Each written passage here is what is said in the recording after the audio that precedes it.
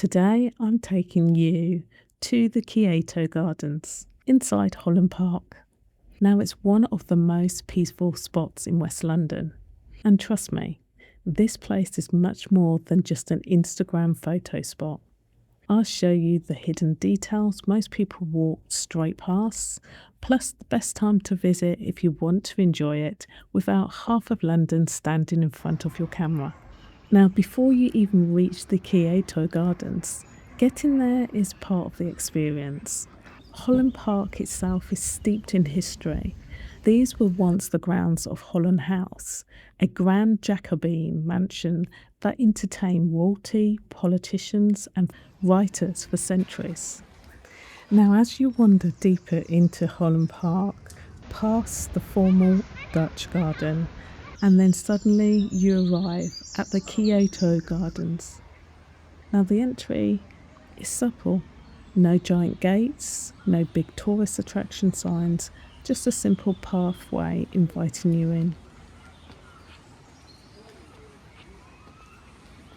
And the first thing you notice is the sound.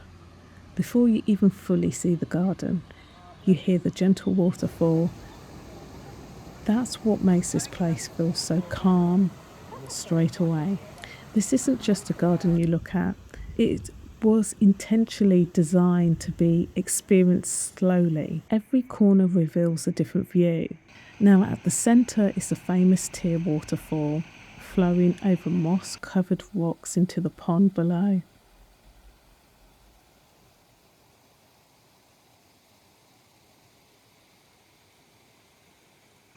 Now standing on the stone slabs which crosses the water, you'll spot the koi fish.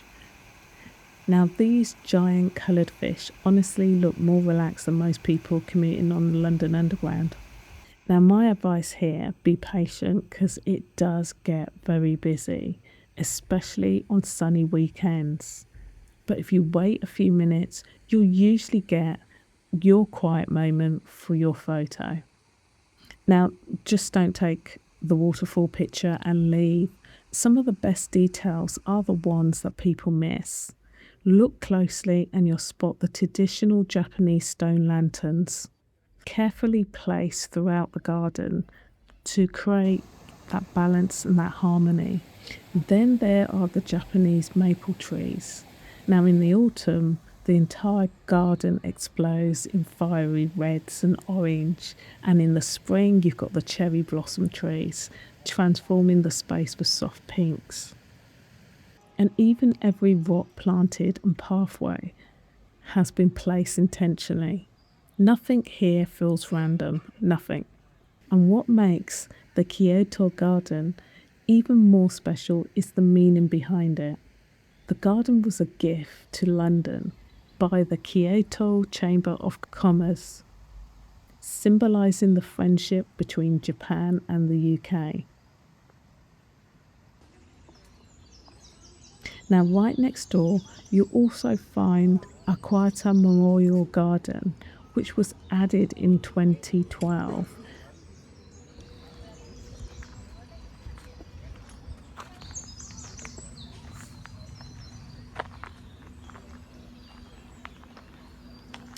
Now, if you're planning on visiting Kyoto Gardens, I recommend you get here between 7:30 a.m. and 9 a.m.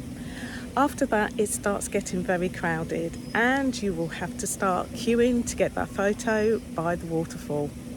Getting here is very easy. You can take the train to Holland Park Station, which serves the Central Line, and there's High Street Kensington, which serves the District and Circular Line. Both are only a few minutes away from the park. Now, if you enjoyed this video, please give it a thumbs up.